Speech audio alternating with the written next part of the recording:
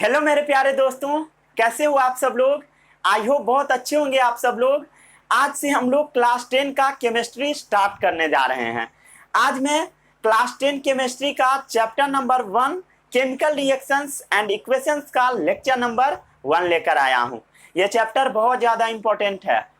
आज हम आपको बताएंगे कि केमिकल रिएक्शन क्या होता है और केमिकल इक्वेशन क्या होता है, दोनों के बीच में डिफरेंस क्या होता है वो आज आपको पता लगेगा। अगर केमिकल रिएक्शन हो रहा है तो उसको आप पहचानोगे कैसे, वो मैं आज आपको बताऊंगा। तो पहचानने का बहुत सारा तरीका है, आप उसका प्रॉपर्टीज देख लो और आप बता दोगे कि केमिकल रिएक्शन हो रहा है या नहीं। आज हम आपको रिएक्शन को बैलेंस करना सिखाएंगे। बैलेंसिंग बहुत ज्यादा इंपॉर्टेंट है। आपके एनसीईआरटी में जैसे रिएक्शन को बैलेंस करना सिखाया है स्टेप बाय स्टेप, वैसे मैं आज आपको सिखाऊंगा और शॉर्टकट भी बताऊंगा। उसके बाद आज हम आपको बताएंगे importance of chemical reaction. Chemical reaction का क्या इंपॉर्टेंस होता है। तो आज का लेक्चर बहुत इंपॉर्टेंट है। कॉपी और पेन निकाल लीजिए, नया कॉपी निकालिएगा क्योंकि नया चैप्टर है। शुरू करते हैं आज के इस लेक्चर को।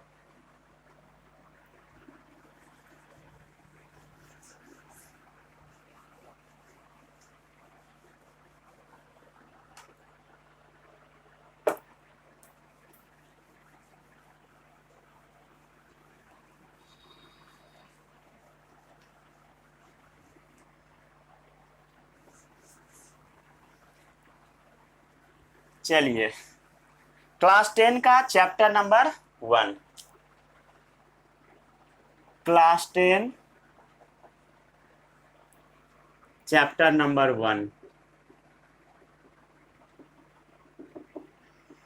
साइंस के किस ब्रांच का ये चैप्टर है? केमिस्ट्री का। केमिस्ट्री का चैप्टर है। केमिस्ट्री का डेफिनेशन बताइए। मैं आपको बेसिक्स ऑफ साइंस के लेक्चर में बताया था। बताइए। अगर हम मैटर की स्टडी करते हैं उसी को केमिस्ट्री बोला जाता है। केमिस्ट्री क्या है? Study of matter. It is the study of matter. Matter क्या होता है? जिसके पास कुछ मास होता है और कुछ जगह छेकता है। Having mass and occupies some space, कुछ जगह छेकता है। क्लियर है? फादर ऑफ केमिस्ट्री कौन है? कौन है? लावॉइजियर। चलिए वो भी लिख देता हूं। फादर ऑफ केमिस्ट्री कौन है? लावॉइजियर। ये सब था फालतू चीज। अब आते हैं हम लोग अपने मुद्दा पर। हमारे चारों तरफ लगातार परिवर्तन हो रहा होता है, मतलब चेंजेज हो रहे होते हैं हमारे चारों तरफ। सराउंडिंग्स में, सराउंडिंग्स मतलब चारों तरफ लगातार चेंजेज हो रहा होता है। क्या हो रहा होता है? चेंजेज। चेंजेज मीन्स परिवर्तन। अब ये जो चेंजेज है ना, इसको हम लोग दो पार्ट में डिवाइड कर देते हैं। First one is physical change and second one is chemical change. सबको पता है फिजिकल चेंज क्या होता है और केमिकल चेंज क्या होता है? नहीं पता है? 10 में आ गए हो भाई।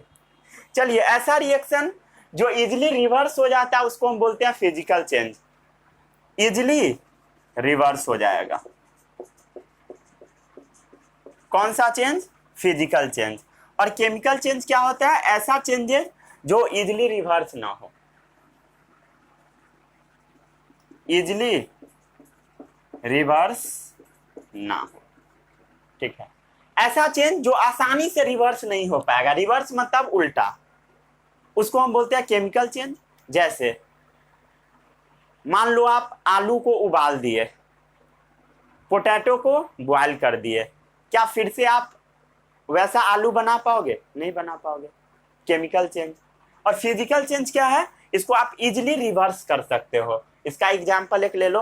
जैसे आप पानी को फ्रिज में डाल दीजिए, बर्फ बना लीजिए, बर्फ को फिर से पिघलाकर पानी बना दीजिए। कौन सा चेंज? Physical change. और ये केमिकल चेंज। क्लियर है सबको? किसी को इसमें कोई तकलीफ? चलिए केमिकल चेंज का कुछ एग्जाम्पल भी लिख लीजिए। जैसे आप दूध से दही जमा दिए, एग्जाम्पल मिल्क टू कर्ड, दूध से दही जमा दिए। अब आप नाक रगड़ के दीवार पे मर जाओगे, क्या दही से दूध बनेगा? नहीं बनेगा। केमिकल चेंज इजिली रिवर्स इसको आप नहीं कर सकते हो। जो लोहा में जंक लग गया, जो लोहा खराब हो गया, क्या आप उसे फिर से रिवर्स कर सकते हो? मतलब अच्छा लोहा बना सकते हो? पॉसिबल ही नहीं है। तो रस्टिंग ऑफ आयरन कैसा चेंज है? Chemical change. किसी को कोई तकलीफ? जैसे जो फूड का डाइजेशन हो गया, क्या डाइजेस्ट होने के बाद आप उस फूड को बना पाओगे? नहीं। तो digestion of food, chemical change. ठीक है। अब आता है कुछ फिजिकल चेंज का एग्जांपल। चलिए, जैसे आप मान लेते हैं पानी को फ्रीज कर दिए, एग्जांपल है इसका freezing of water, freezing of water. ये सब है कुछ फिजिकल चेंज और केमिकल चेंज, इसको आप पहले नोट कर लीजिए। उसके बाद हम बात करते हैं केमिकल रिएक्शन क्या होता है। बेसिक था, नोट कर लीजिए, आपको पता रहा होगा ये सब।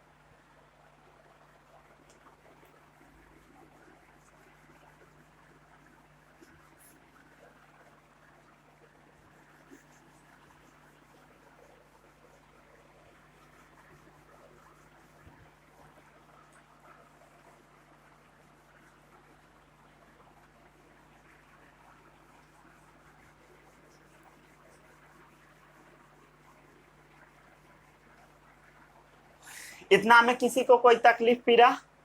चलिए आगे बढ़ते हैं। अब हम बात कर लेते हैं केमिकल रिएक्शन क्या होता है।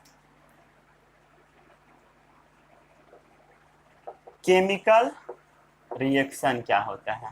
Chemical reaction very important. जैसे मान लेते हैं आप पानी को बना रहे हैं, कैसे बनाएंगे? H2 प्लस O2 मिलाकर। कैसे? H2 प्लस O2 मिलाकर क्या बनेगा? H2O। अनबैलेंस है, बैलेंस करना सिखाऊंगा थोड़ी देर में। ठीक है। यहाँ क्या हो रहा है? केमिकल रिएक्शन हो रहा है, दो चीज मिलकर तीसरा चीज बन रहा है, केमिकल रिएक्शन।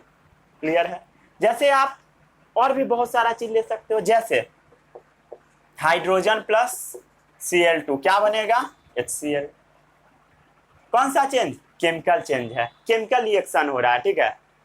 जैसे आप एक और एग्जांपल ले लो, Na प्लस H2O क्या बनेगा कंपाउंड? पता है? नहीं पता है। NaOH प्लस H2 नहीं पता क्या बनेगा? NaH plus H2। क्लियर है? ये सब क्या हो रहा है? केमिकल रिएक्शन हो रहा है, केमिकल रिएक्शन हो रहा है। क्लियर है? केमिकल रिएक्शन का डेफिनेशन किसी को पता है? पता है तो बताइए, कमेंट में लिख दीजिए मेरे लिखने से पहले। ए chemical reaction is a change in which two या more than two reactant combine to form one या more than one product। चलिए, पता है या नहीं?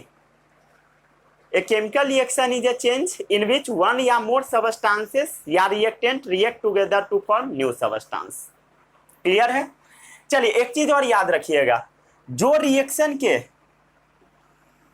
लेफ्ट साइड में होता है, जैसे मैं यहां खड़ा हूं, लेफ्ट साइड रिएक्शन के लेफ्ट साइड में है, इसको आप बोल सकते हैं रिएक्टेंट। क्या बोल सकते हैं? रिएक्टेंट। ठीक है। और जो रिएक्शन के राइट साइड में है, मतलब जैसे मैं ऐसे खड़ा हूं राइट साइड में, उसको हम बोल देते हैं प्रोडक्ट। चलिए बताइए, इसमें रिएक्टेंट क्या क्या है? सोडियम और H2O क्या है? रिएक्टेंट है। प्रोडक्ट क्या है? NaOH प्लस H2, ये दोनों क्या है? प्रोडक्ट है। जैसे इस रिएक्शन में बताइए, H2 प्लस Cl2 क्या है? लेफ्ट में लिखा हुआ है, मतलब क्या है? अरे बोलना भाई, रिएक्टेंट है। और जो राइट में है वो क्या है? प्रोडक्ट। क्लियर है? क्लियर है ना? मेरे पास अलग अलग कलर का मार्कर है। ठीक है। चलिए, हाँ, लेफ्ट में है रिएक्टेंट, और राइट में है तो प्रोडक्ट, राइट में है। सबको समझ में आ गया? लेफ्ट साइड क्या होता है? रिएक्टेंट होता है। जो लेफ्ट साइड होता है उसको हम रिएक्टेंट बोल देते हैं, और जो राइट साइड होता है उसको हम प्रोडक्ट बोलते हैं। ठीक है। जो केमिकल रिएक्शन में पार्ट लेता है रिएक्टेंट, जो केमिकल रिएक्शन में पार्ट लेने के बाद जो एज ए रिजल्ट आता है, जो चीज बनता है उसको हम प्रोडक्ट बोलते हैं। क्लियर है? किसी को कोई तकलीफ? चलिए अब इसका हम डेफिनेशन लिखते हैं केमिकल रिएक्शन का। अ chemical reaction is a change in which two या टू नहीं बोलिए, वन ही बोलिए, वन या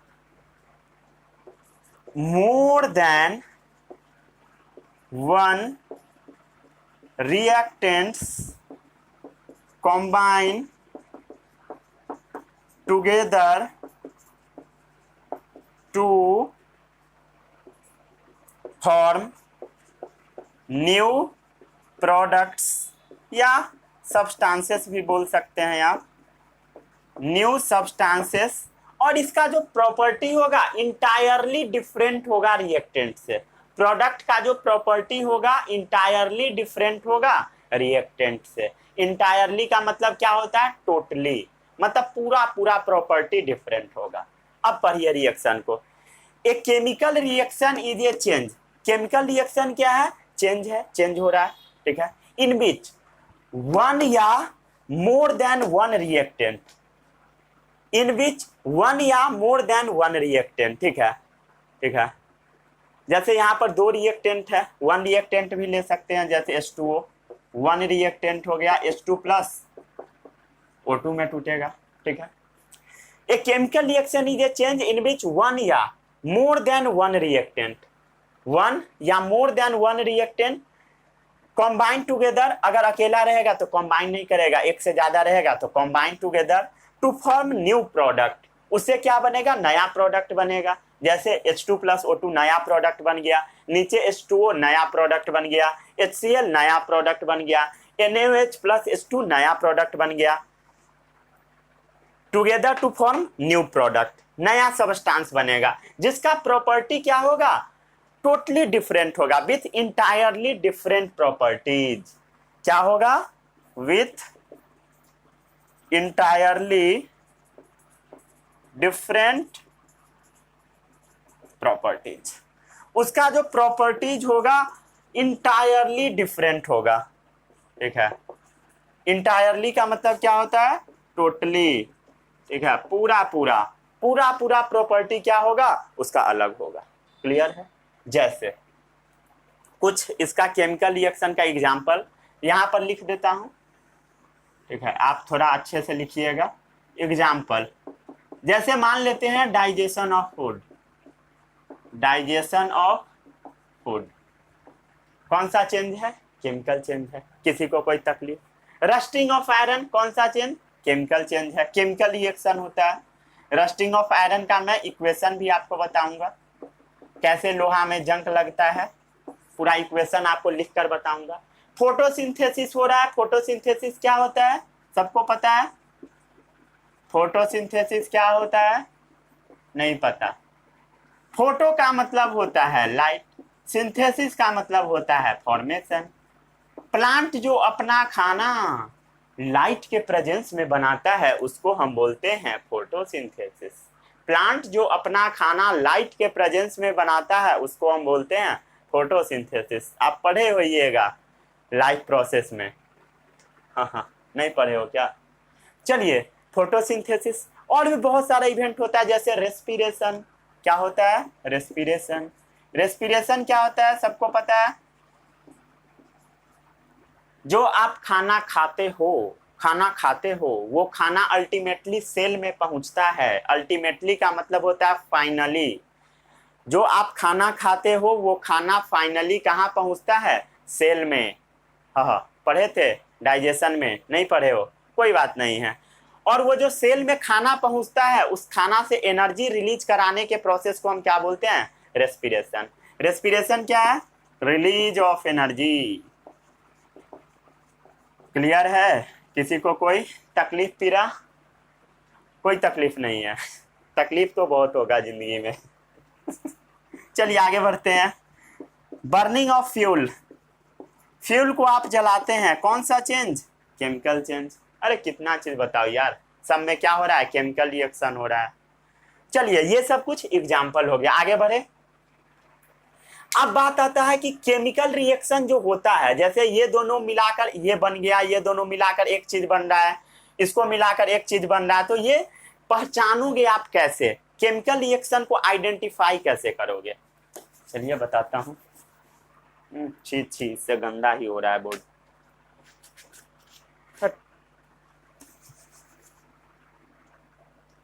इससे नहीं रब करूंगा।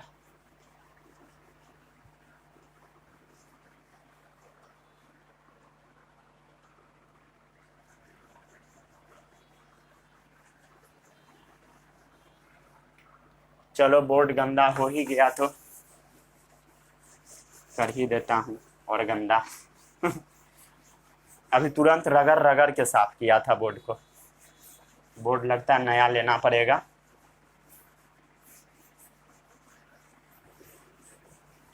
चलिए आगे बढ़ते हैं, आगे बढ़े। अगर केमिकल रिएक्शन हो रहा है तो कैसे आइडेंटिफाई करोगे? कैसे करोगे बताओ?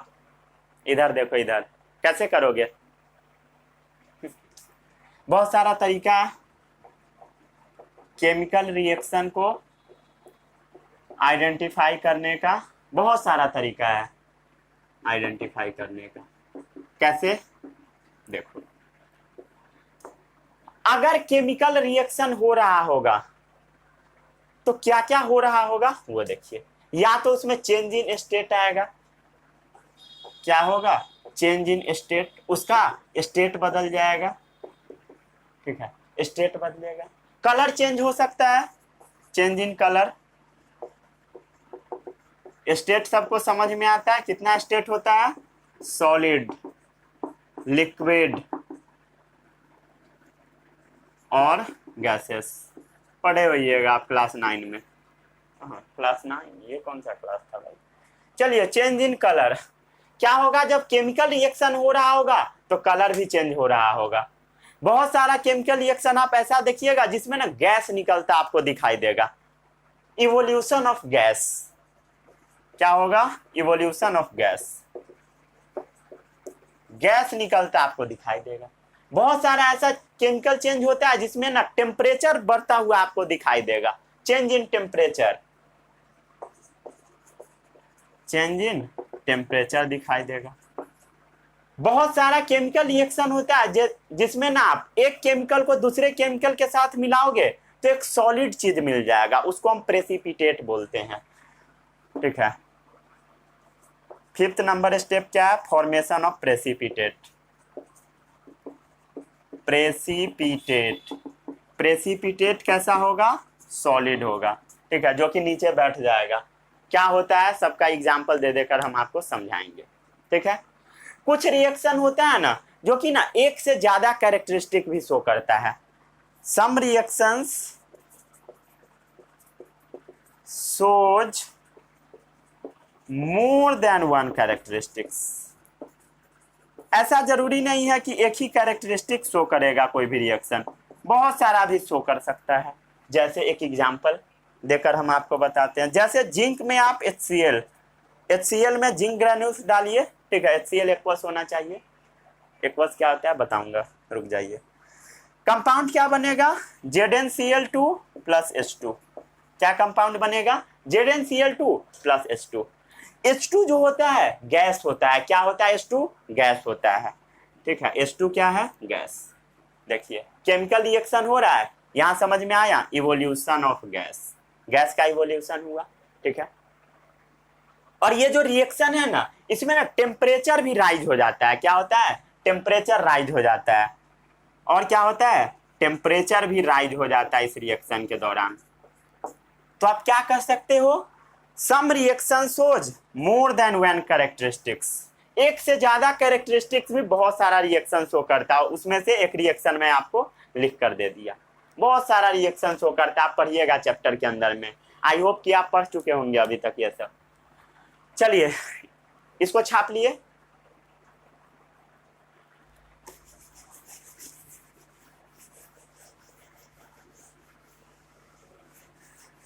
अब हम आगे बढ़ते हैं, ठीक है। अब हम बात कर लेते हैं केमिकल रिएक्शन क्या होता है, आपको पता लग गया। अब हम बात कर लेते हैं केमिकल इक्वेशन क्या होता है। Very very important.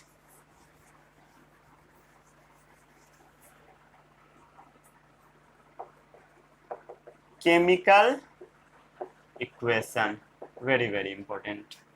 देखते हैं क्या होता है केमिकल रिएक्शन। अब केमिकल इक्वेशन जैसे एक रिएक्शन से आप समझिए, अगर आपको दे दिया गया मीथेन, क्या दिया गया, methane plus oxygen gives rise to CO2 and water.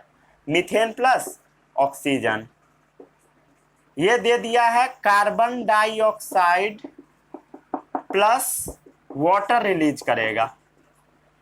अगर मान लीजिए आपको अगर रिएक्शन ऐसा दिया गया तो आप कितना बार लिखोगे भाई, कार्बन डाइऑक्साइड बनेगा, वाटर बनेगा, जब मीथेन प्लस ऑक्सीजन जुड़ेगा तब इतना लिखने का टाइम किसके पास है भाई। तो हम लोग क्या करते हैं, शॉर्टकट लगा देते हैं। जैसे मीथेन का हम लोग फॉर्मूला लिख देते हैं। मीथेन का फॉर्मूला क्या होगा, CH4। ऑक्सीजन का फॉर्मूला क्या होगा बताइए, O2 होगा। CO2 कार्बन डाइऑक्साइड का फॉर्मूला CO2, वाटर का फॉर्मूला H2O, ठीक है। वाटर का फॉर्मूला H2O। समझ में आया? क्या किया हम लोग, शॉर्टकट लगा दिए, मतलब कि सिंबल से रिप्रेजेंट कर दिए। और वो जो सिंबॉलिक रिप्रेजेंटेशन होता है केमिकल रिएक्शन का, उसी को हम क्या बोलते हैं, chemical equation. Symbolic representation of A chemical reaction, ये क्या होता है बताइए, symbolic representation of chemical reaction.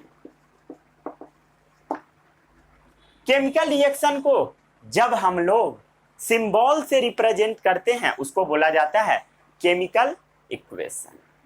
Chemical equation क्या, symbolic representation of A chemical reaction, ठीक है।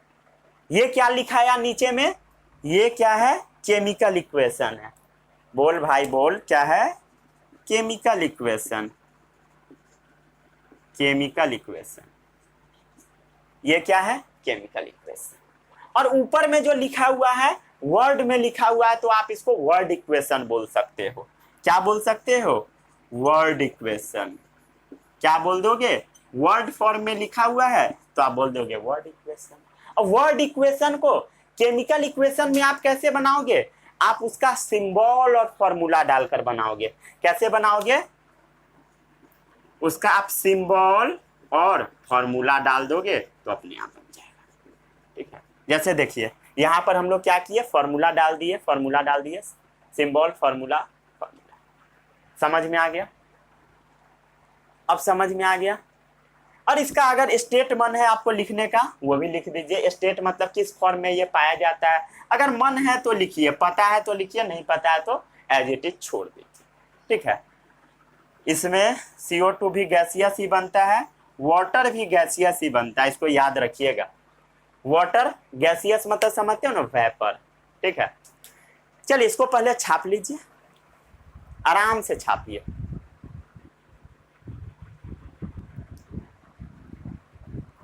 छाप लिए, छाप लिए, इतना जल्दी छापो, फिर आगे बात करते हैं हम लोग।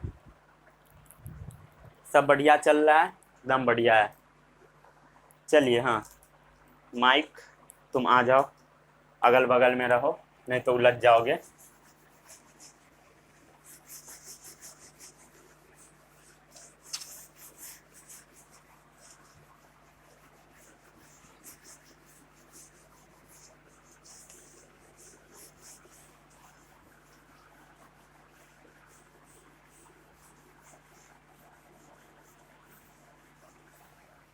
चलिए आगे बढ़ते हैं, बढ़ू आगे या नहीं बढ़ू।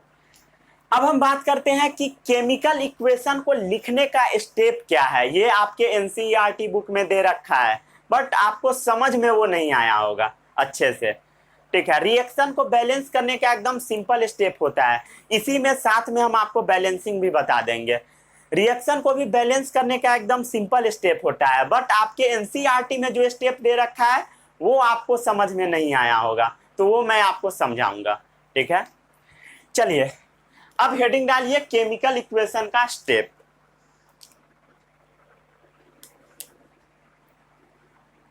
केमिकल इक्वेशन स्टेप देख लेते हैं क्या क्या स्टेप है, स्टेप्स लिखिए, ठीक है। शुरू करें। सबसे पहले step number 1,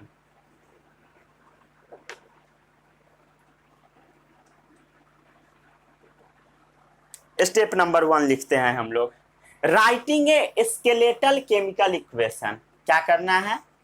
writing a skeletal chemical equation.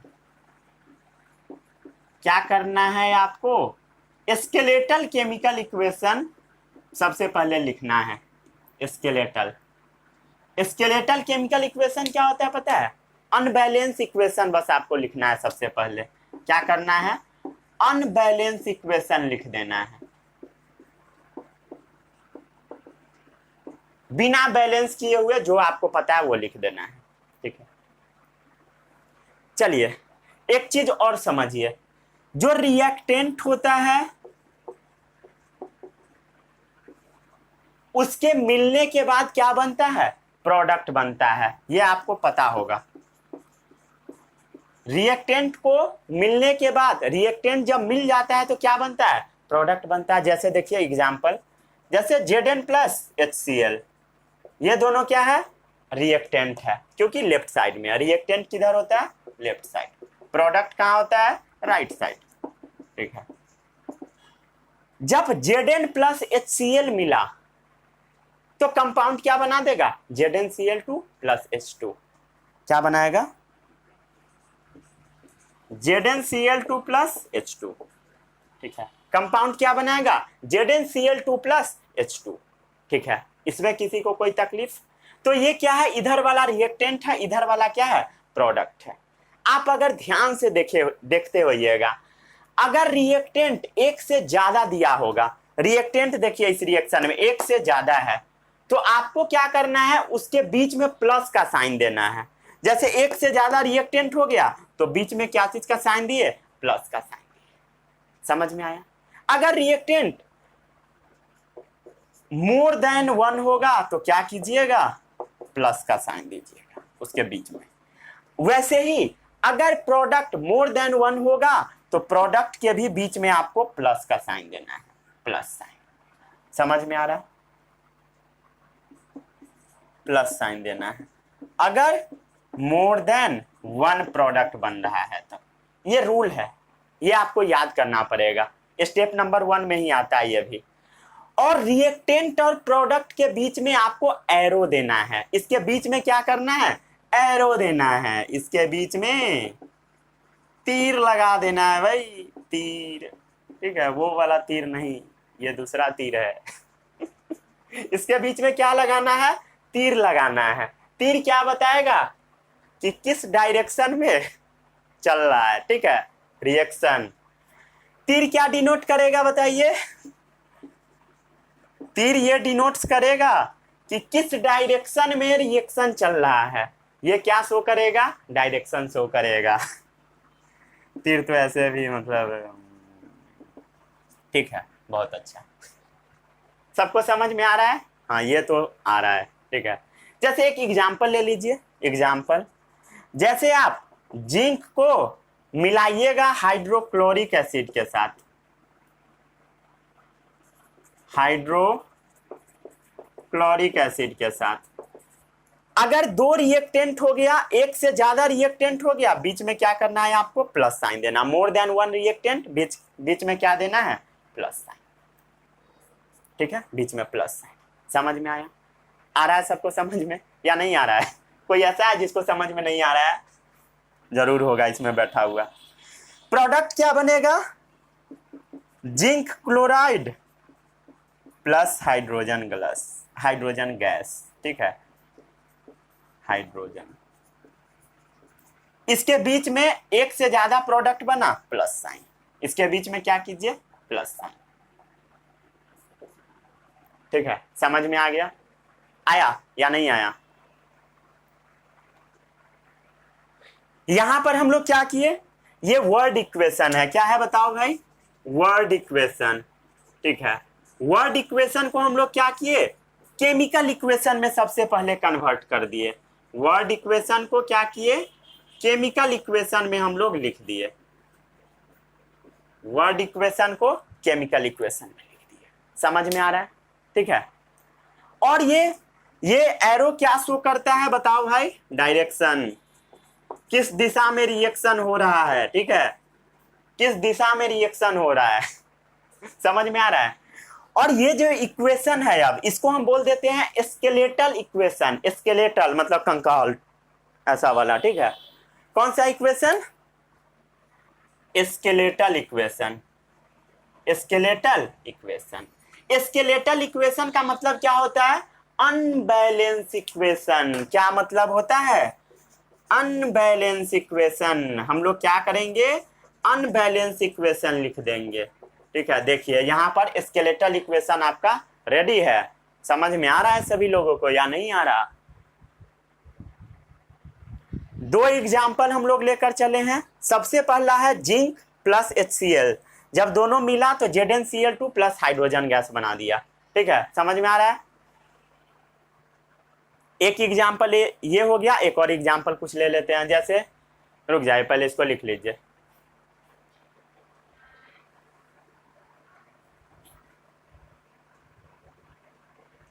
छाप लिए इसको।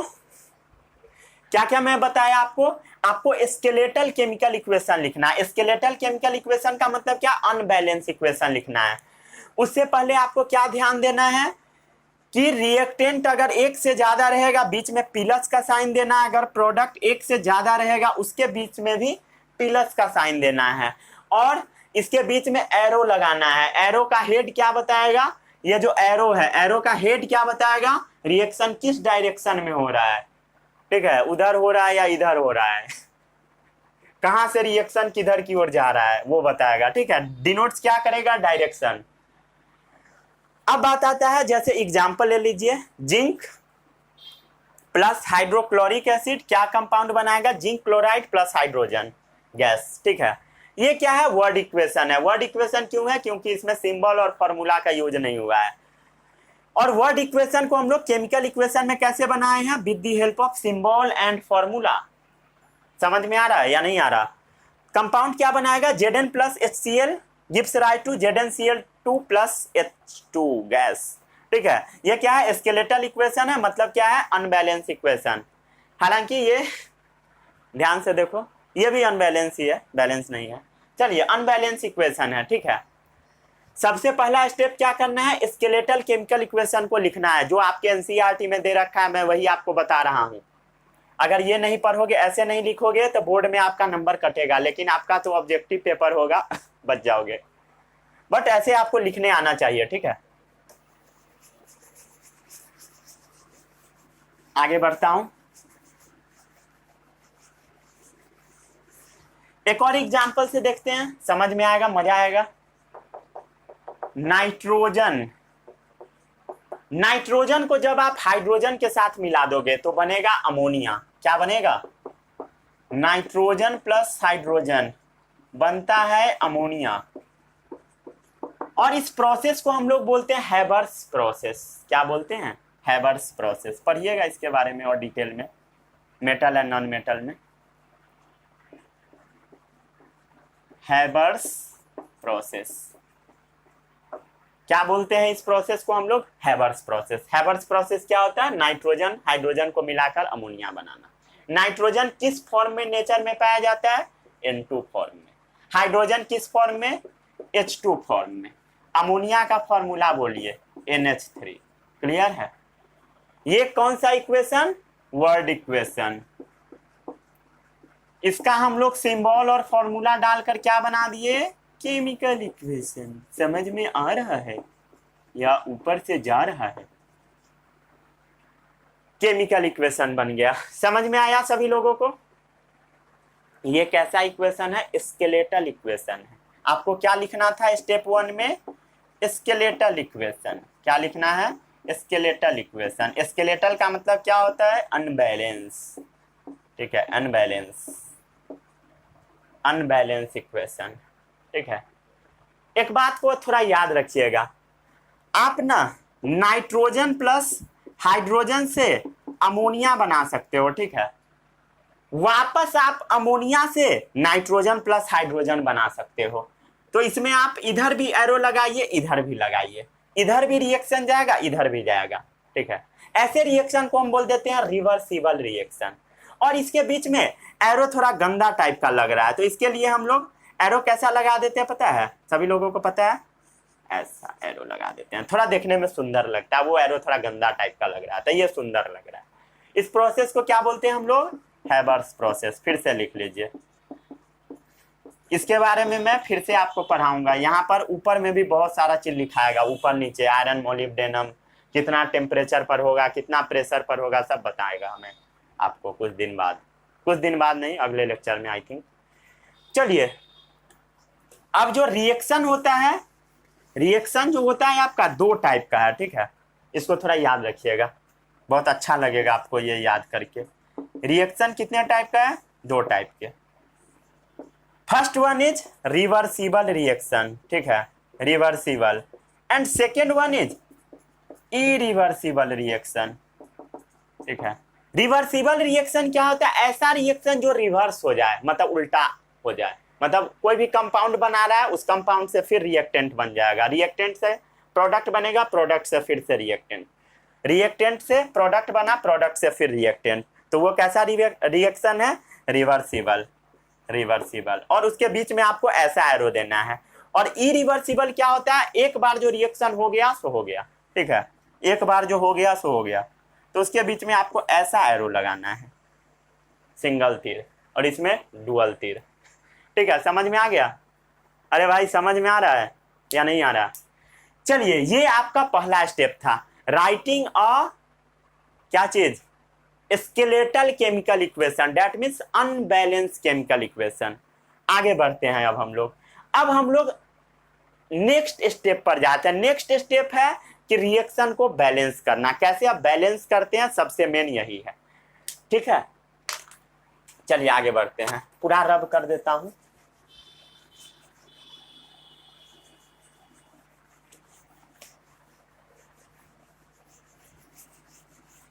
पूरा बोर्ड गंदा हो गया फिर से अगेन, कोई फायदा नहीं हुआ साफ करने का।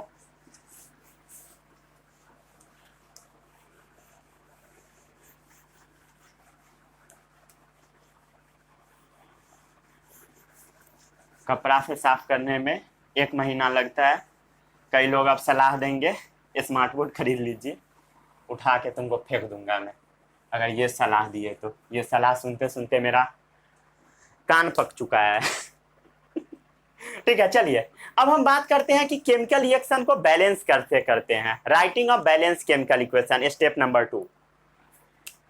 स्टेप नंबर 1 क्या था? स्केलेटल केमिकल इक्वेशन लिखना। Step number 2, writing of balance chemical equation. क्या करना है? Writing of balance chemical equation.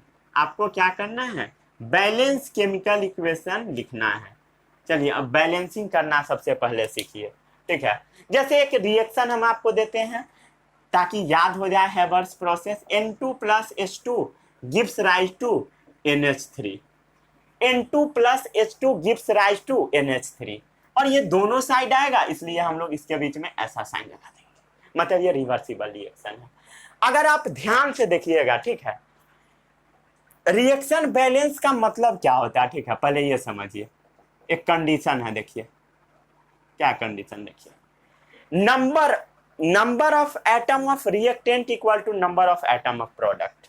Reaction balance का मतलब क्या है? Number of atoms of reactant equal to number of atoms of product.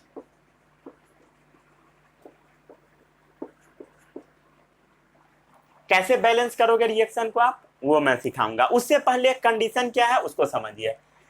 अगर कोई भी केमिकल रिएक्शन हो रहा है तो उसका जो नंबर ऑफ एटम रिएक्टेंट में होना चाहिए वही प्रोडक्ट में भी होना चाहिए। ऐसा आप पढ़े थे, कहाँ पढ़े थे? क्लास 9 में law of conservation of mass पढ़े ही नहीं थे नहीं पढ़े थे ना, बहुत अच्छी बात है।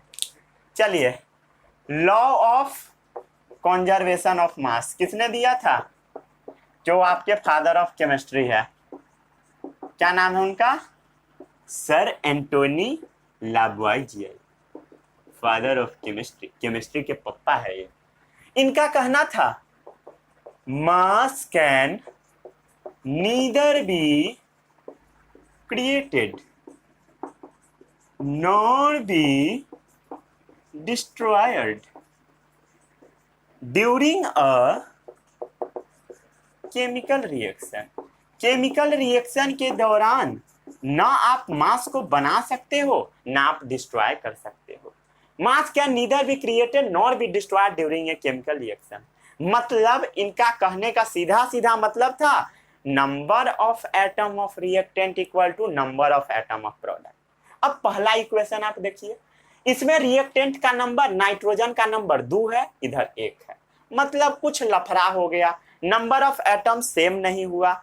मतलब या तो ये रिएक्शन में कुछ गड़बड़ी है, नहीं तो ये थ्योरी गड़बड़ है, और थ्योरी तो गड़बड़ होता नहीं है क्योंकि इसका बहुत सारा एविडेंस होता है, प्रूफ होता है, तो रिएक्शन में ही गड़बड़ी है।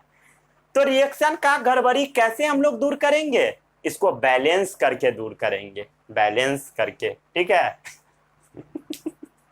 तुम्हारे जिंदगी में जो भूचाल आया वो कैसे दूर होगा? बैलेंस करके चलिए, हाँ अब हम बात कर लेते हैं बैलेंसिंग कैसे कैसे करेंगे। तो इसका बैलेंस करने का बहुत सारा स्टेप है, चलिए उसको लिख कर बताते हैं बैलेंसिंग कैसे करते हैं, ठीक है।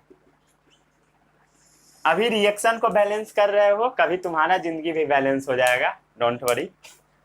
चलिए, बैलेंसिंग करने का स्टेप क्या क्या है? क्या स्टेप है भाई? बहुत एक्सपर्ट आदमी हो तुम लोग।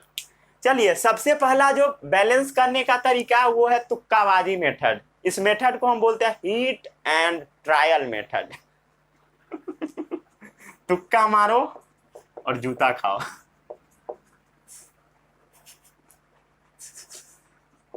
हीट एंड ट्रायल मेथड, ठीक है। किसी को भी किसी तरीके से बैलेंस करने लगो, वही है ये मेथड, ठीक है। इस मेथड से बहुत सारा रिएक्शन बैलेंस नहीं भी होता है, मैं आपको पहले बता देता हूं। बहुत सारा रिएक्शन में आप फंस जाओगे, बट जो एनसीईआरटी आपको मेथड दिया है हम आपको वही बताएंगे, ठीक है और भी होता है बहुत सारा जुगाड़ू मेथड सब, बट जो एनसीईआरटी दिया है वो हम आपको पढ़ाएंगे। और बैलेंस करने का मेथड सभी टीचर्स पढ़ाते हैं। चलिए थोड़ा एनसीईआरटी वाला देखते हैं, ये लंबा चौड़ा मेथड है, ठीक है। इस मेथड को पढ़ने में आपका आधा दिमाग खत्म हो जाएगा आज। चलिए शुरू करते हैं इस मेथड को। सबसे पहले मैं बोर्ड को रब कर देता हूं, ठीक है। रिएक्शन को बैलेंस करने का मेथड, इसको लिखने का मैं कुछ जुगाड़ लगाता हूं, ठीक है, नहीं तो बहुत गंदा हो जाएगा बोर्ड। एक काम करते हैं, बोर्ड को हम 3 पार्ट में डिवाइड कर देते हैं, ठीक है। तू आ जा। चलिए,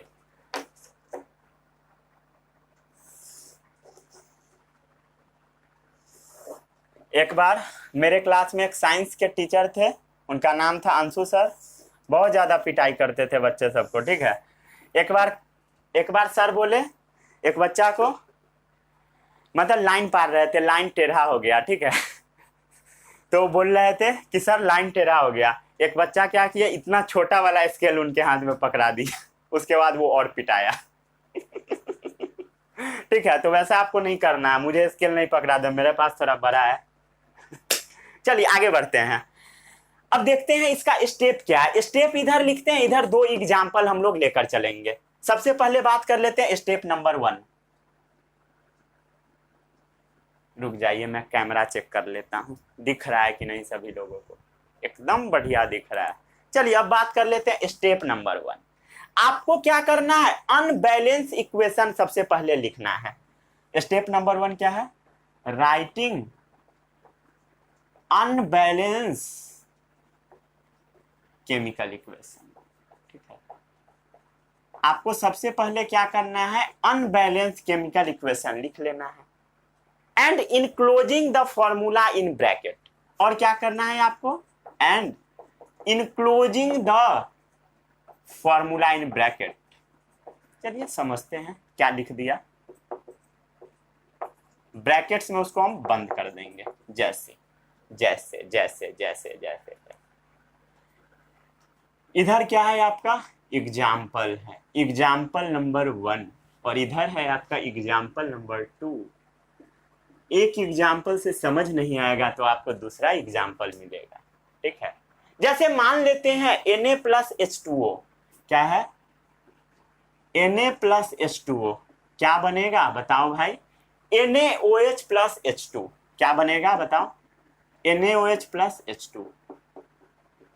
ये तो सबको क्लियर है, सबको क्लियर है, सबको क्लियर है ना, पढ़ने आता है ना, sodium water, sodium hydroxide, hydrogen, ये सब पढ़ने आता है, लिख दो क्या, सोडियम वाटर ये भी लिखवा रहे हो तुम लोग, छोटा मोटा आतंकवादी तुम लोग भी हो। सोडियम हाइड्रोक्साइड प्लस ये क्या है आपका, हाइड्रोजन गैस है, हाइड्रोजन। ठीक है, इतना समझ में आ रहा है सभी लोगों को, अरे आ रहा है या नहीं। चलिए एक रिएक्शन और लिखते हैं, चलिए C2H6 प्लस O2 क्या बनेगा, CO2 प्लस H2O क्या बनेगा, C2H6 plus O2 gives right to CO2 plus H2O। ये है दो आपका इक्वेशन। सबसे पहले क्या करना है, writing unbalance chemical equation, unbalance हम लोग लिख दिए दो chemical equation, unbalance chemical equation and enclosing the formulas in bracket. अब क्या करना है आपको, जितना भी फॉर्मूला लिखे हैं आप सबको ब्रैकेट में पैक कर दीजिए। चलिए पैक करते हैं, टक टक टक टक टक, सब फॉर्मूला को करना है, ये नहीं कि आधा को कीजिएगा आधा को छोड़ दीजिएगा। इस सब को क्या किए हम लोग, ब्रैकेट में पैक कर दिए, क्या किए, ब्रैकेट में पैक कर दिए। समझ में आया, सब फार्मूला को क्या किए, writing unbalance chemical equation and enclosing the formulas in bracket. समझ में आ गया। चलिए अब आपको क्या करना है, ये था स्टेप नंबर ए मान लेते हैं, ठीक है। अब आता है step number B. Step number B देखते हैं, स्टेप नंबर बी क्या है। आप लोग रिएक्शन को अभी बैलेंस कर रहे हैं, पता है ना क्या कर रहे हैं, या ये भी नहीं पता है। Making list of element as shown in unbalance equation. आपको क्या करना है, making list of elements as shown in unbalance equation, ठीक है। अनबैलेंस इक्वेशन में जो लिस्ट दिया गया है उसको आपको यहां पर लिखना है। कैसे लिखोगे भाई, कैसे लिखोगे, जैसे देखिए, जैसे इसका एग्जाम्पल देखिए, आपको क्या करना है, इसके सामने लिखना है number of atom in reactant. सबसे पहले लिख लीजिए ऐसे, ठीक है, एलिमेंट, एलिमेंट, ध्यान से देखना है भाई, ध्यान से, इधर इधर इधर, number of atoms in reactant. उसके बाद क्या लिखना है आपको, number of atoms in product. ये आपके एनसीईआरटी में दे रखा है, नहीं समझ में आएगा तो तेरा कुटाई होगा, ठीक है। इधर क्या लिखना है, सबसे पहले आपको एलिमेंट, उसके बाद क्या लिखना है, number of atoms in reactant, फिर आपको क्या लिखना है, number of atoms in product, ठीक है। चलिए अब काउंट करते हैं हम लोग, ऊपर लिख दिया प्रोडक्ट, रुक जाइए सही कर देता हूं, नहीं तो कई लोग कमेंट में कर देंगे टी कहां गया, अरे इसके ऊपर है बुद्धू। किसने लिखा है, तुमने लिखा है, मैंने नहीं लिखा, ठीक है। चलिए आगे बढ़ते हैं। चलिए अब काउंटिंग करना शुरू कीजिए। एलिमेंट ले लेते हैं हम लोग, सोडियम, सोडियम रिएक्टेंट साइड में कितना है बताइए, 1, ठीक है, समझ में आ गया। प्रोडक्ट साइड में कितना है, सोडियम 1 है। चलिए फिर आगे बात करते हैं, हाइड्रोजन ले लेते हैं। रिएक्टेंट साइड में हाइड्रोजन कितना है, 2 है। प्रोडक्ट साइड में कितना है, 3 है। लिख दो भाई। उसके बाद देखिए सोडियम हाइड्रोजन हो गया, oxygen, reactant side 1, product side oxygen है 1। समझ में आ गया? 1 to 1 1 3 1 समझ में आया? चलिए अब हम बात कर लेते हैं इस इक्वेशन का, ठीक है। इधर ध्यान से देखो भाई, इधर इधर इधर इधर इधर देखो इधर, ठीक है। एलिमेंट सबसे पहले बात कर लेते हैं कार्बन। कार्बन कितना है? रिएक्टेंट साइड 2 है, प्रोडक्ट साइड 1 है। हाइड्रोजन कितना है? रिएक्टेंट साइड 6 है, प्रोडक्ट साइड कितना है? हाइड्रोजन 2 है। रिएक्टेंट साइड ऑक्सीजन कितना है? 2 है, प्रोडक्ट साइड ऑक्सीजन कितना है? 3 है। 1 2 3 2 6 2 समझ में आया? इसको पहले छापो जल्दी से, फिर आगे का स्टेप हम आपको बताएंगे। इतना समझ में आया? एकदम मजा आ रहा है ना भाई? मजा आ रहा है? नहीं आ रहा है मजा? चलिए अब आता है step number C. Step C, step by step इस रिएक्शन को हम पूरा करेंगे, ठीक है। Step C, balancing first element, ठीक है। सबसे आपको क्या करना है? बैलेंसिंग करना है फर्स्ट एलिमेंट। कैसा फर्स्ट एलिमेंट भाई? जिसमें सबसे ज्यादा नंबर ऑफ एटम है। क्या करना है? जिसमें मैक्सिमम नंबर ऑफ एटम्स है उसको सबसे पहले बैलेंस करना है। अकॉर्डिंग टू योर एनसीईआरटी, जब आप क्लास 11th में जाएंगे तो हम आपको बैलेंस करने का अलग अलग तरीका सिखाएंगे। अगर कार्बन हाइड्रोजन ऑक्सीजन वाला कंपाउंड रहेगा तो उसका रिएक्शन बैलेंस करने का अलग तरीका, और भी रिएक्शन का बैलेंस करने का अलग तरीका है। बट जो आपको क्लास 10 में पढ़ना है, जो आपका एनसीईआरटी बुक है उसमें जो दे रखा है वो हम आपको अभी पढ़ा रहे हैं, ठीक है। जब आप 11th में जाइएगा तो 11th वाले सर आपके 10 वाले केमिस्ट्री का बहुत ज़्यादा मजाक उड़ाएंगे, ठीक है। तो ये सब थोड़ा मतलब झेलना पड़ता है, ठीक है। अच्छी बात है, झेलना चाहिए, ठीक है। चलिए अब एग्जाम्पल 1 में आप देखिए, सबसे ज्यादा नंबर ऑफ एटम किसका है? हाइड्रोजन। इसको सबसे पहले मार्क कर लीजिए, सबसे ज्यादा हाइड्रोजन। इधर ध्यान से देखिए, इधर भी क्या है आपका? हाइड्रोजन। तो सबसे पहले क्या बैलेंस होगा? हाइड्रोजन बैलेंस होगा, क्योंकि हाइड्रोजन क्या है? अनबैलेंस है। तो हाइड्रोजन इसमें सबसे पहले बैलेंस करते हैं हम लोग, करे।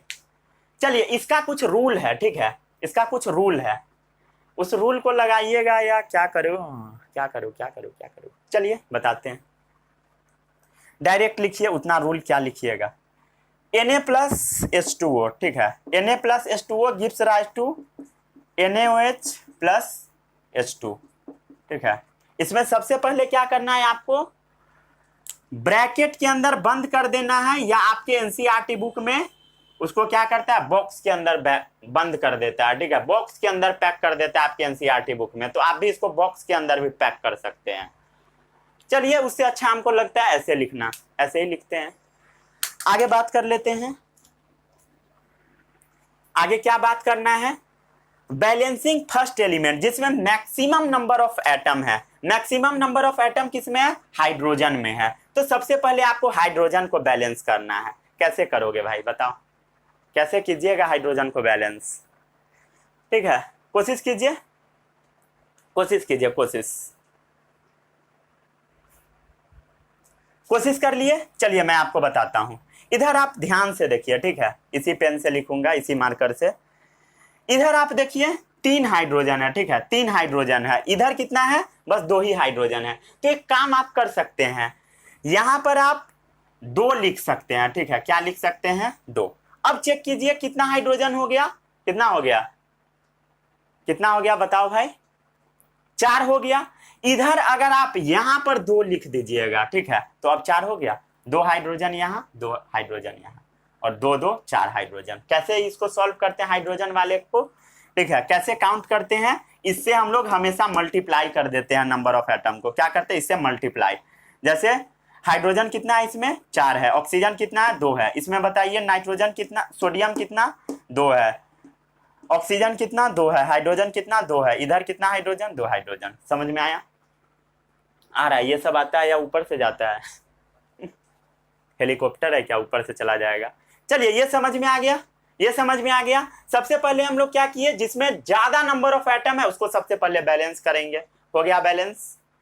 अब क्या करना है आपको? अगेन वही काम करना है। इस रिएक्शन को सबसे पहले यहां पर छापिए, C2H6 plus O2 gives rise to CO2 plus H2O।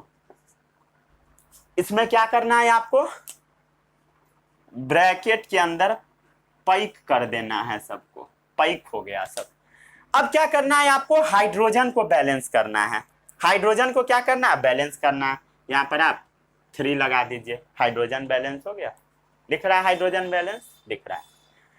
सबसे पहले आप किसको बैलेंस किए, बैलेंसिंग फर्स्ट एलिमेंट किसको कीजिएगा, जिसमें मैक्सिमम नंबर ऑफ एटम हो। सबसे पहले जिसमें मैक्सिमम नंबर ऑफ एटम हो उसको बैलेंस कीजिएगा। चलिए आगे बढ़ते हैं।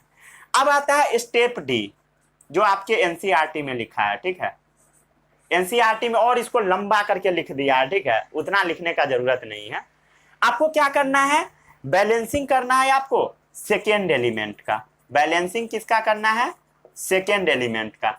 सेकेंड एलिमेंट आपका मर्जी, आप किसी को भी ले सकते हैं, ऐसा आपका एनसीईआरटी कहता है। किसी को भी ले सकते हैं, ठीक है, किसी को भी, जिसको मन है उसको लेके बैलेंस मार दीजिए।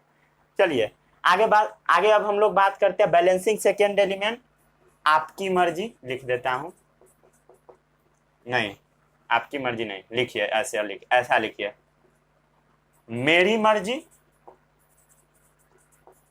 हम किसी को भी बैलेंस करें, हम किसी को भी बैलेंस करें,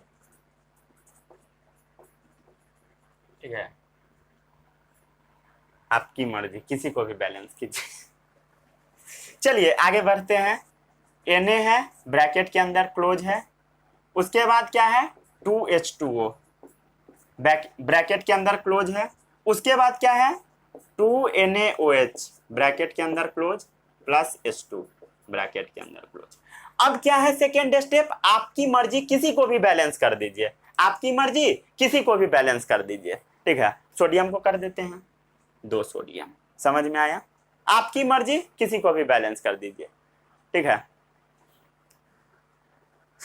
इतना समझ में आ गया, किसी को इसमें कोई डाउट। चलिए अब इस रिएक्शन में भी जिसको मन है उसको बैलेंस कर दीजिए।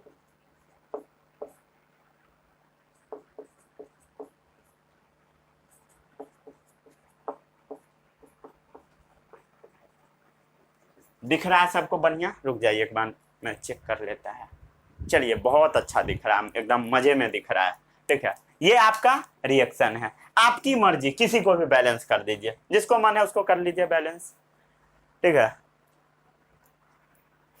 जैसे इसमें आप कार्बन को कर सकते हैं, आपकी मर्जी किसी को भी कर लीजिए, ठीक है। हो गया 2CO2 प्लस 3H2O, क्या बन गया, कार्बन बैलेंस हो गया। चलिए बढ़िया है, आगे बढ़ते हैं।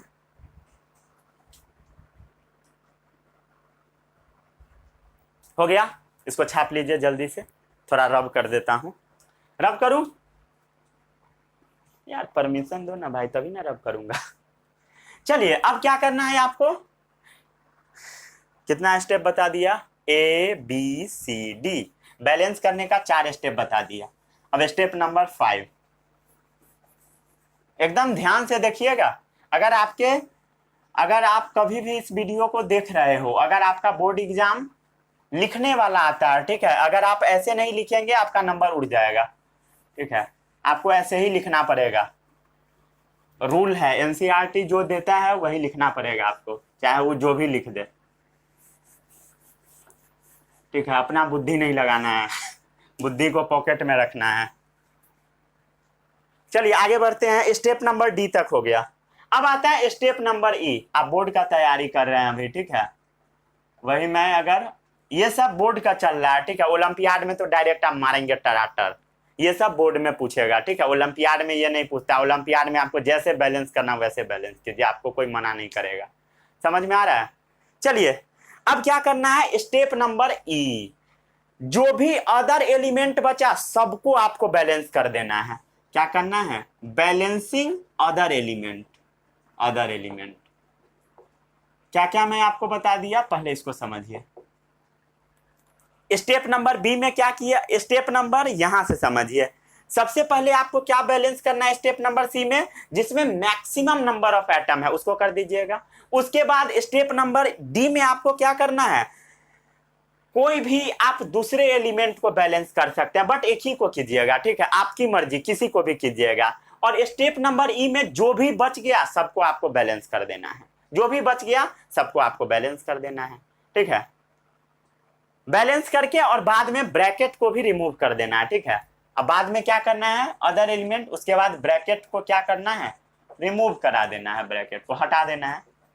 एकदम खुशी खुशी ब्रैकेट को लात मार के निकालिएगा, ठीक है, क्योंकि ये आपके जिंदगी में मतलब समझ रहे हैं ना, बाधा डालने पहुंच गया है, ठीक है। समझ में आ रहा है सभी लोगों को? बैलेंसिंग अदर एलिमेंट पे हम पहुंच चुके हैं। चलिए आप अगर इधर ध्यान से देखिएगा, इस रिएक्शन को हम फिर से लिखते हैं, 2Na plus 2H2O gives rise to, क्या दे रहा है, 2NaOH प्लस H2, ठीक है। अगर आप इस रिएक्शन को ध्यान से देखिएगा तो ये रिएक्शन आपका बैलेंस दिखेगा, ठीक है। 2 सोडियम 2 सोडियम, 4 हाइड्रोजन, 2 हाइड्रोजन यहाँ, 2 हाइड्रोजन यहाँ, 4 हाइड्रोजन, 2 ऑक्सीजन 2 ऑक्सीजन। मतलब ये रिएक्शन कैसा है आपका, टोटली बैलेंस है, एकदम मस्त मस्त रिएक्शन है, बैलेंस है। तो इसमें क्या करना है, आपको ब्रैकेट को बस रिमूव कर देना है। क्या करना है, ब्रैकेट को हटा दीजिए, 2Na plus 2H2O gives rise to 2NaOH plus H2, ठीक है। आप ब्रैकेट को यहां पर भी रिमूव कर सकते थे, यहां पर भी कर सकते थे, अगर ये बैलेंस हो गया तब, या हम यहां पर कर दिए, थोड़ा अच्छा लगता है देखने में, ठीक है। चलिए अब आगे बढ़ते हैं, इस रिएक्शन को हम लोग फिर से लिख लेते हैं, C2H6 plus O2 gives rise to 2CO2 plus 3H2O, 3H2O। सबको ब्रैकेट के अंदर पहले क्लोज कर दीजिए, ठीक है, ब्रैकेट के अंदर क्लोज कर दिए। क्या किए, ब्रैकेट के अंदर क्लोज कर दिए, ठीक है। जो भी अब बच गया आप उसको बैलेंस कर दीजिएगा, बैलेंस करने का आप कोशिश कीजिए, कोशिश कर लीजिए पूरा अच्छे से। चलिए इसको आप कैसे बैलेंस करते, चलिए कोशिश कीजिए और भी, ठीक है।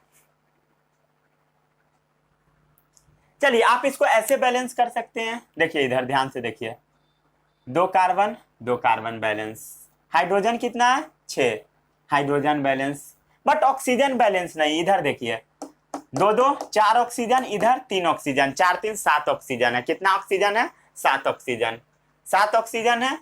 तो आप कैसे लिखिएगा, इधर तो 2 ही ऑक्सीजन है, तो आप इसका एकदम सिंपल तरीका ऐसे कर सकते हैं, 7/2 कर सकते हैं, 2 से 2 मर जाएगा, 7 ऑक्सीजन बन जाएगा, ठीक है। ऐसा आप तुक्काबाजी मेथड कर सकते हैं, मतलब ठीक है, बैलेंस कर दिए।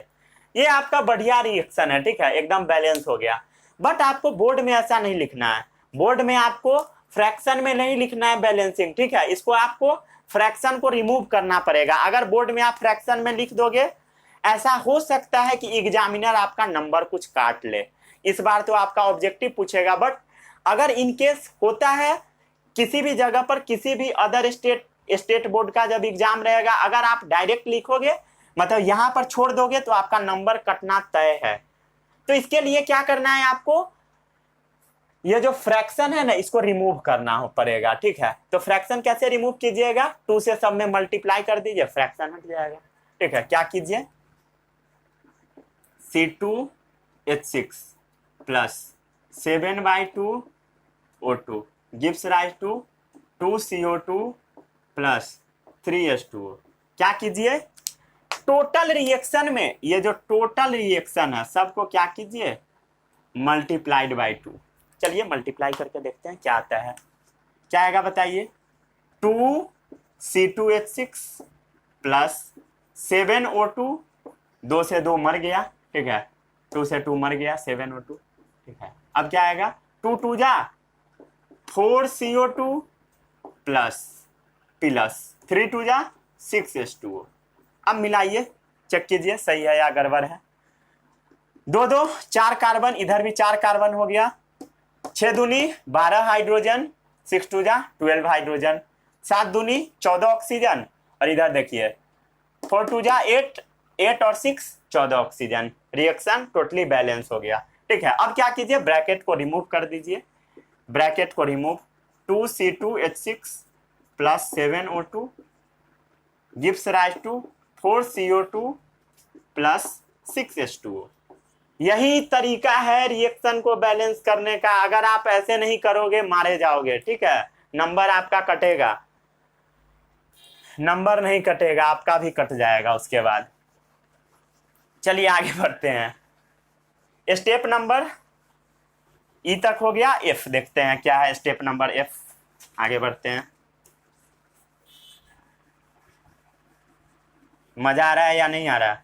मजा नहीं आ रहा है यार, थोड़ा अच्छे से पढ़ाइए ना भाई, तभी ना मजा आएगा। कुछ अच्छी अच्छी बात भी बोला कीजिए।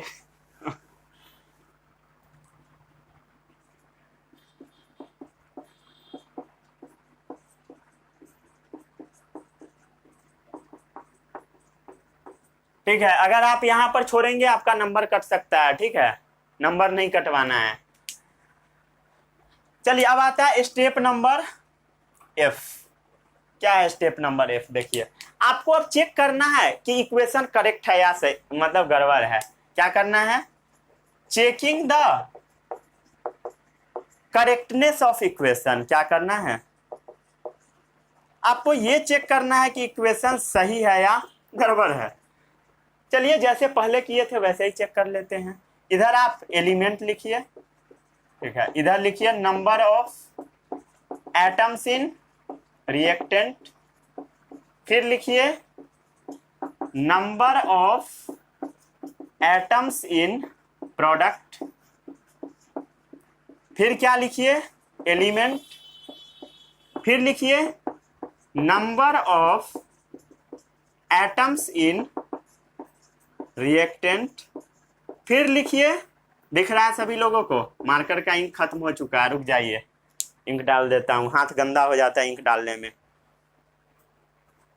यार ये सब काम तुम लोगों का है भाई, सब काम मुझसे ही करवाते हो। मार्कर में इंक डालिए, बोर्ड साफ कीजिए। स्कूल ही सही है।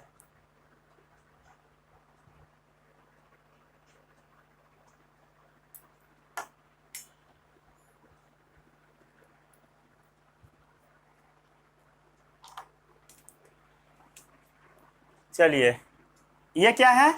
Number of atoms in product. Calculate कीजिए, एलिमेंट डालिए। सबसे पहला डाल देते हैं हम लोग सोडियम। चेक कीजिए कितना एटम है? 2, रिएक्टेंट में, प्रोडक्ट में 2। अब डालिए हाइड्रोजन। कितना एटम है? 2 2 4। ठीक है, इधर चेक कीजिए हाइड्रोजन कितना है? 2 और 2 कितना है? 4 प्रोडक्ट्स हैं। ठीक है, अब आता है ऑक्सीजन। कितना ऑक्सीजन है? 2 ऑक्सीजन। ठीक है, प्रोडक्ट में देखिए कितना ऑक्सीजन? 2 ऑक्सीजन। बढ़िया है, एकदम बम बम है। चलिए आगे बढ़ते हैं, एलिमेंट देख लेते हैं। कार्बन, कितना कार्बन? 2 2 4 कार्बन। इधर देखिए 4 कार्बन, एकदम बढ़िया है। चलिए बात करते हैं हाइड्रोजन। कितना है? 12 हाइड्रोजन। इधर चेक कीजिए कितना हाइड्रोजन है? 6 2 जा 12 हाइड्रोजन।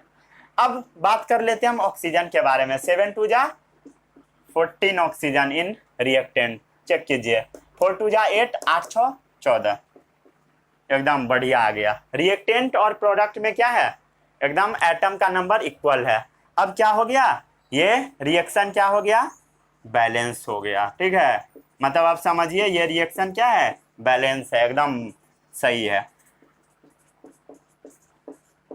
अगर आपसे एग्जाम में पूछा जाएगा तो आपको ऐसे ही लिखना पड़ेगा। अगर मतलब ज्यादा नंबर वाला क्वेश्चन पूछा जाएगा तब। ठीक है, स्टेप वाइज लिखना होगा। ठीक है, आई होप आपको ये समझ में आया होगा। चलिए अब देखते हैं हम लोग स्टेप नंबर 3। सबसे पहला स्टेप क्या था? अनबैलेंस केमिकल इक्वेशन लिखे थे। फिर स्टेप नंबर 2 क्या था? केमिकल इक्वेशन को हम लोग बैलेंस किए। अब बात करेंगे स्टेप नंबर 3 पर। इसको छापिए फटाक से।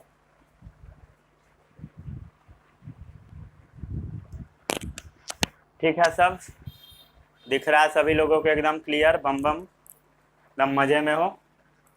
चलिए अब आता है स्टेप नंबर 3। सबसे पहला स्टेप क्या था? अनबैलेंस केमिकल इक्वेशन लिखिए, जिसको हम स्केलेटल केमिकल इक्वेशन बोले। स्टेप नंबर 2 क्या था, केमिकल इक्वेशन को बैलेंस कीजिए। फिर आता है अब स्टेप नंबर 3।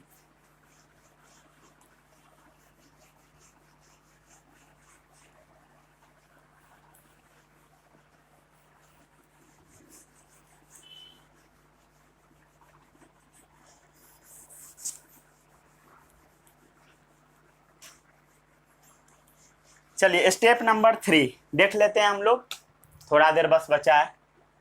स्टेप नंबर कैसे लिख रहे थे, नंबरिंग करके लिख रहे थे लगता है। चलिए आगे बढ़ते हैं। Making a chemical equation more informative, balance करना आप सीख चुके हैं, ठीक है।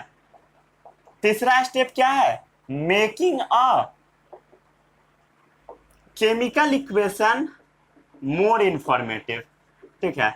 ये जो केमिकल इक्वेशन हो रहा है ना, इसको थोड़ा आप ज्यादा इंफॉर्मेटिव बना दीजिए, ठीक है, ताकि देखने में क्या हो, अच्छा लगे, ठीक है, देखने में अच्छा लगे। तो इसको आप बना कैसे सकते हो, तो सबसे पहले आप उसका फिजिकल स्टेट लिख दो, ठीक है, मतलब वो किस स्टेट में पाया जाता है, ठीक है, फिजिकल स्टेट ऑफ सब्सटेंस वो लिख दो,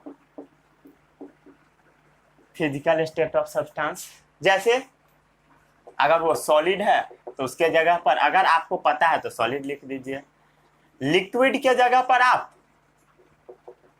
लिक्विड ऐसे लिख दीजिए। गैस के जगह पर आप जी लिख दीजिए, ठीक है, ऐसे लिख दीजिए। अगर वो पानी में मिला हुआ है कोई भी चीज तो उसके जगह पर आप एक्वस लिख सकते हैं।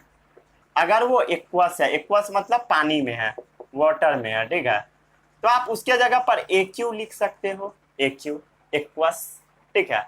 अगर प्रेसिपिटेट बन रहा है, प्रेसिपिटेट ध्यान से सुनिएगा, सॉलिड के जगह पर ना कई बार हम लोग प्रेसिपिटेट बोल देते हैं। कोई भी चीज जो सॉलिड बनेगा उसी को हम क्या बोलते हैं, प्रेसिपिटेट, ठीक है।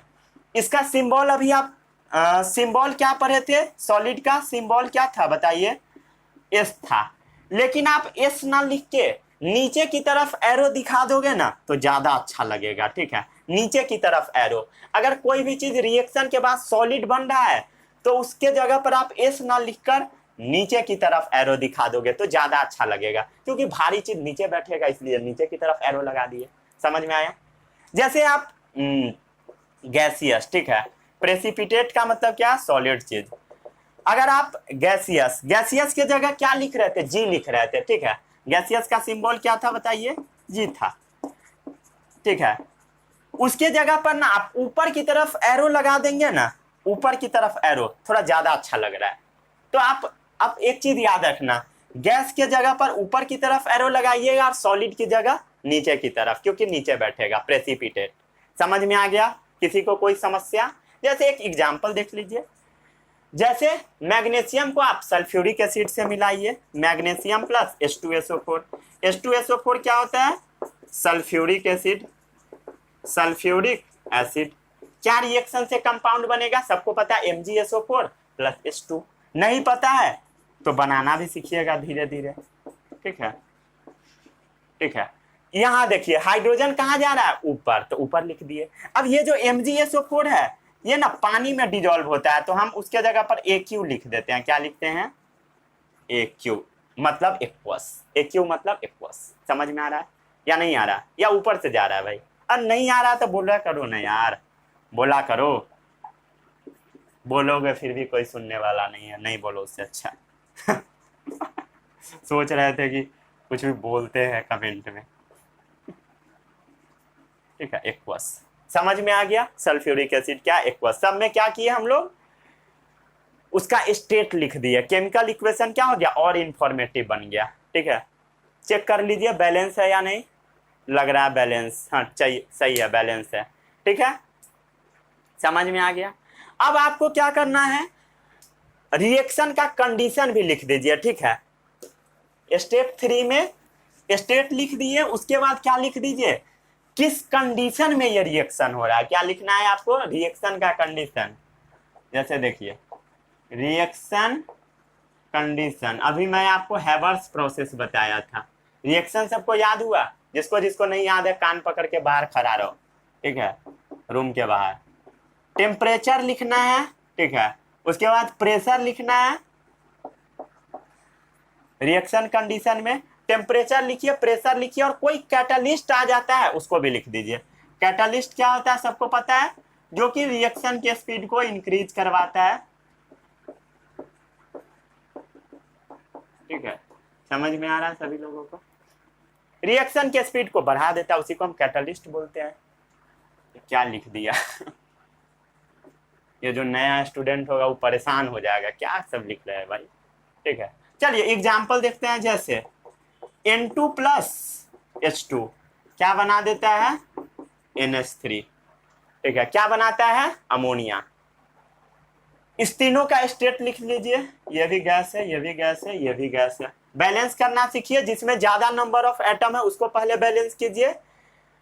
किसमें है, हाइड्रोजन में ज्यादा नंबर ऑफ एटम है, हाइड्रोजन पहले बैलेंस कीजिए। कैसे कीजिएगा, यहाँ 3 लिख दीजिए, 3 2 जा 6, 2 3 जा 6, नाइट्रोजन बैलेंस हो गया ऑटोमेटिकली। सबसे पहले क्या किए, मोर नंबर ऑफ एटम को बैलेंस कीजिए, बाकी बात ऐसे ही बैलेंस कर दीजिए। ठीक है, आपको बैलेंस करने थोड़ा बहुत आता भी होगा। ठीक है, आता होगा।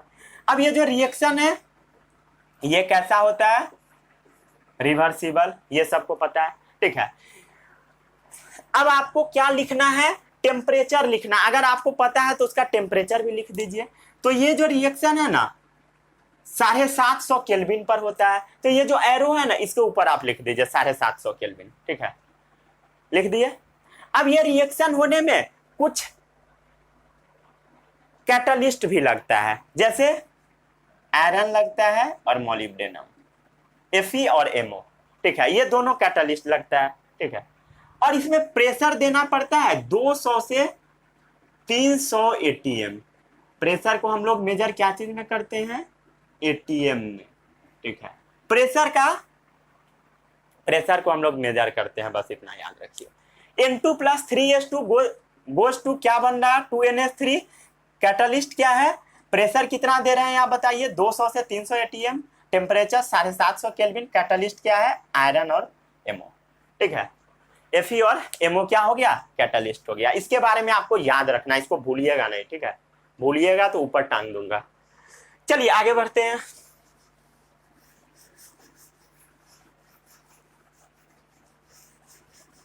आगे बढ़ते हैं। इवोल्यूशन या एब्जॉर्प्शन ऑफ एनर्जी, उसके आधार पर रिएक्शन 2 टाइप का होता है। ठीक है, इसको थोड़ा ध्यान से समझिएगा। इवोल्यूशन या एब्जॉर्प्शन ऑफ एनर्जी, उसके अनुसार रिएक्शन 2 टाइप का। ऐसा रिएक्शन जिसमें एनर्जी बाहर निकलता है, इवॉल्व होता है। इवोल्यूशन मतलब इवॉल्व होगा, वैसे रिएक्शन को हम बोल देते हैं एक्सोथर्मिक। क्या बोल देते हैं, एक्सोथर्मिक। और जिस रिएक्शन में हीट नहीं निकलेगा, हीट एब्जॉर्ब होगा, उसको हम बोलते हैं इंडोथर्मिक। क्या बोलते हैं, इंडोथर्मिक। ठीक है, इसमें क्या हो रहा है बताइए, प्लस हीट हो रहा है। हीट क्या होगा, निकलेगा। ठीक है, क्या होगा, प्लस हीट होगा। जैसे इसको समझिए, एक रिएक्शन को पहले मैं लिख देता हूं, एग्जांपल है। जैसे कार्बन को आप ऑक्सीजन के साथ जला दिए, कार्बन को क्या किए, ऑक्सीजन के साथ जला दिए। कार्बन मतलब कोयला को जलाइए, कोयला क्या है, एक्चुअल में कार्बन है। क्या कंपाउंड बनाएगा, CO2 बनेगा। कंपाउंड क्या बनेगा, CO2 बनेगा, और इससे बहुत ज्यादा हीट एनर्जी निकलेगा। ठीक है, क्या होगा, बहुत ज्यादा हीट एनर्जी निकलेगा। तो एक्सोथर्मिक रिएक्शन में क्या किए, हीट एनर्जी आप किस साइड में लिखे हैं, राइट साइड में। प्लस हीट किधर लिखे, राइट साइड में।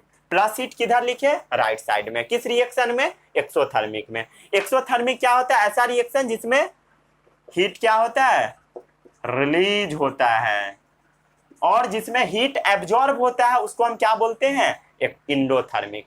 ठीक है, अगर इंडोथर्मिक रिएक्शन रहेगा तो उसमें हीट लेफ्ट साइड में लिखा जाएगा। जैसे एग्जांपल देखिए, 2HGO, बैलेंस इक्वेशन लिख देता हूं। ठीक है, बैलेंस इक्वेशन, HGO क्या होता है, मर्क्यूरिक ऑक्साइड। याद रखिएगा, मर्क्यूरिक ऑक्साइड। Hg क्या होता है, मर्क्यूरिक ऑक्साइड। ठीक है, HGO को जब आप हीट करेंगे, क्या करेंगे, हीट करेंगे। इसको जब आप गर्म करेंगे, इसको क्या करेंगे, हीट करेंगे, तो क्या निकलेगा, 2Hg प्लस O2। क्या निकलेगा, 2Hg प्लस O2 निकलेगा। डायरेक्ट मैं बैलेंस इक्वेशन लिख दिया, इसको आप याद रखिएगा। ठीक है, समझ में आ गया। कार्बन कैसा, ये मार्कर का इंक क्यों गिर रहा है भाई। कार्बन का स्टेट क्या होगा, सॉलिड होगा। ऑक्सीजन गैस, CO2 गैस, ये सब पता होगा आपको। ये सब सरागला सवाल है, मतलब सरागरा बात है, ये सब पता होना चाहिए, ठीक है। मर्क्यूरिक ऑक्साइड कैसा होगा, सॉलिड होगा। HB कैसा होता है, मर्क्यूरी हमेशा लिक्विड होता है, O2 क्या होगा, गैस होगा। इधर आप ध्यान से देखिएगा, तो जो इंडोथर्मिक वाला रिएक्शन है ना, उसमें ना प्लस हीट लेफ्ट साइड में लिखे हैं, ठीक है। किस साइड में लिखे हैं, लेफ्ट साइड में। ये बात हुआ आपका ओलंपियाड वाला, ये ओलंपियाड में एक बार पूछ लिया था, ठीक है। प्लस हीट राइट साइड में किस में लिखाता है, बता दीजिएगा फटाक से, एक्सोथर्मिक, लेफ्ट साइड इंडोथर्मिक, ठीक है। इसको मार दीजिएगा, एग्जाम्पल भी हो गया। ये था आपका स्टेप नंबर 3। क्या था आपका स्टेप 3, ठीक है। क्या करना था step 3, making a chemical equation more informative.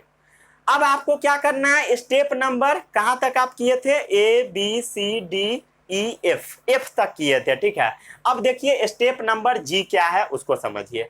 उसी रिएक्शन का बात कर रहा हूं मैं जो पिछले में कराया था, ठीक है। उसमें एक और स्टेप ऐड कीजिए, नीचे में इसके बाद ही लिखिएगा, ठीक है। पूरा आपको सीक्वेंस में हर चीज बताया जा रहा है।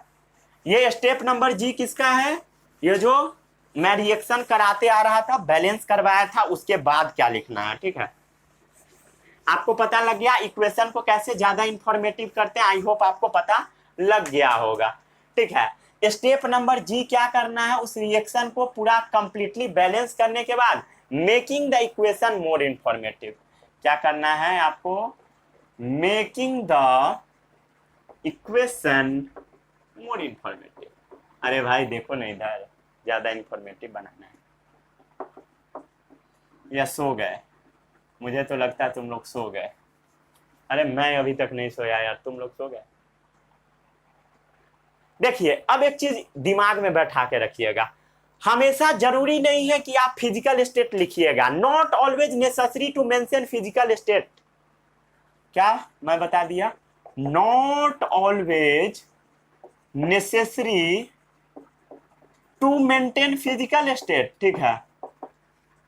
फिजिकल स्टेट जरूरी नहीं है कि आप हमेशा फिजिकल स्टेट लिखिएगा। अगर आपको नहीं पता होगा नहीं लिखिएगा, अगर आपसे रिएक्शन में नहीं बोलता है तो आप नहीं लिखिएगा, ठीक है। स्टेप को छोड़ देना है, ठीक है। स्टेप को आपको छोड़ देना है। कब तक छोड़ना है, जब तक आपसे क्वेश्चन में ना पूछता है, until ask in the question, ask in the question, ठीक है। जैसे हम लोग 2 एग्जाम्पल किए थे, ठीक है। 2 एग्जाम्पल किए थे, आपको याद होगा। एग्जाम्पल नंबर 1 क्या था, सोडियम को आप क्या किए थे, H2O के साथ रिएक्ट करवाए थे, 2H2O, ठीक है। रुक जाइए, ठीक है। सोडियम को क्या किए थे, H2O के साथ रिएक्ट करवाए थे, क्या बना था, 2NaOH, ठीक है। 2NaOH प्लस हाइड्रोजन गैस क्या हुआ था, इवॉल्व हुआ था। क्लियर है, किसी को इसमें कोई डाउट। रिएक्शन बैलेंस है, चेक कर लेता हूँ। 2 सोडियम हो गया, ऑक्सीजन कितना है, ऑक्सीजन हो गया आपका 2, हाइड्रोजन कितना हो गया, 2 2 2 2 2 2 2 2 2 2 2 4, ठीक है। चलिए, हाँ, ये रिएक्शन क्या बैलेंस है। मान लीजिए आपसे क्वेश्चन में बोला गया कि इसका स्टेट आपसे पूछा जा रहा है, मान लेते हैं उस क्वेश्चन में स्टेट आपसे पूछा जा रहा है, स्टेट, ठीक है। एग्जाम्पल नंबर 1 में आपसे स्टेट पूछ लिया तो आपको लिखना पड़ेगा, ठीक है। जैसे मान लीजिए इसका स्टेट होगा सोडियम का सॉलिड, H2O का स्टेट पता है क्या होगा, लिक्विड होगा इस रिएक्शन में, नहीं पता है तो याद रखिएगा। और NaOH कैसा बनेगा, एक्वस बनेगा। एक्वस मतलब पानी में क्या होगा, डिजोल्व होगा, ठीक है, एक्वस। और हाइड्रोजन ऊपर की तरफ भागेगा। हाइड्रोजन कहाँ भागेगा, ऊपर की तरफ, ठीक है। अगर मान लेते हैं एग्जाम्पल 2 था, ठीक है, एग्जाम्पल नंबर 2 में आपसे क्वेश्चन में कुछ स्टेट के बारे में चर्चा नहीं किया, आप छोड़ दीजिए, ठीक है। नो नीड, ठीक है। क्वेश्चन नंबर 2 में छोड़ दीजिएगा, अगर आपसे नहीं पूछेगा तो हम केस मानकर बताए हैं, ठीक है।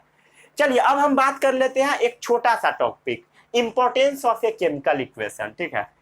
हेडिंग डालिए, प्यारा सा topic, importance of a chemical equation. Chemical equation का क्या इंपॉर्टेंस है यार, ये क्या पढ़ रहे थे हम लोग, क्या फायदा पढ़ने से। चलिए देखते हैं importance of a chemical equation, ठीक है।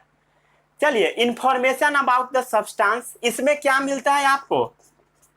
इंफॉर्मेशन अबाउट द सब्सटेंस, इसमें क्या मिलता है आपको? सब्सटेंस के बारे में इंफॉर्मेशन मिल जाता है कि रिएक्टेंट का स्टेट कैसा है, प्रोडक्ट का स्टेट कैसा है, ठीक है, कितना नंबर ऑफ एटम है, क्या है, फलना ठिकाना, सब चीज का क्या मिलेगा? इंफॉर्मेशन मिलेगा। रिएक्टेंट प्रोडक्ट का इंफॉर्मेशन मिल जाएगा। और क्या होगा? आपको सिंबल्स और फॉर्मूला पता लग जाएगा ऑल कंपाउंड का, ठीक है, जो भी आपका कंपाउंड रहेगा सबका सिंबल और फॉर्मूला पता लग जाएगा। सिंबल और फॉर्मूला पता लग जाएगा, जो भी कंपाउंड रिएक्शन में आपका इन्वॉल्व होगा, उसका रिएक्शन में इन्वॉल्व होगा। अगर आपके बोर्ड में पूछेगा कभी भी तो ऐसा लिखिएगा, बट पूछेगा नहीं, ठीक है। अब क्या करना है? Physical state of reactant and product पता लग जाएगा। Physical state of reactant and product आपको पता लग जाएगा। किस स्टेट में रिएक्टेंट और प्रोडक्ट पाया जाता है। आपको ये पता लग जाएगा कि हीट इज एब्जॉर्ब हुआ या इवॉल्व हुआ। अगर इवॉल्व हुआ तो एक्सोथर्मिक रिएक्शन, अगर एब्जॉर्ब हुआ तो कौन सा रिएक्शन? Endothermic reaction. क्लियर है? मजा आ रहा है? मजा आ रहा है भाई? चलिए, और भी चीज पता लग जाएगा। Number of atoms in reactant equal to number of atoms in product, ठीक है। रिएक्टेंट और प्रोडक्ट में एटम का नंबर क्या हो जाएगा? इक्वल हो जाएगा। अब इसको छाप लीजिए। चलिए, अब आपको क्या करना है? आपके बुक में जो भी इक्वेशन सब दिया होगा उसको आप बैलेंस कर लीजिएगा। यही आपका छोटा सा होमवर्क है, और इसको पढ़ के आइएगा, ठीक है, अच्छे से पढ़ के आइएगा, तभी मजा आएगा, ठीक है। मिलते हैं हम लोग अगले लेक्चर में। अगले लेक्चर में हम लोग टाइप्स ऑफ केमिकल रिएक्शन के बारे में बातें करेंगे। वो भी लेक्चर बहुत मजेदार होगा। आई होप आपको मजा आया होगा। मिलते हैं अगले लेक्चर में, तब तक के लिए all the best, bye bye.